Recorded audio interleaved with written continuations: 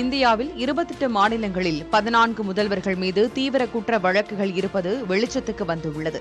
உச்சநீதிமன்றத்தில் சமர்ப்பிக்கப்பட்ட அறிக்கையின்படி தெலங்கானா முதல்வர் ரேவந்த் ரெட்டி மீது அதிகபட்சமாக 89 குற்ற வழக்குகள் நிலுவையில் உள்ளன.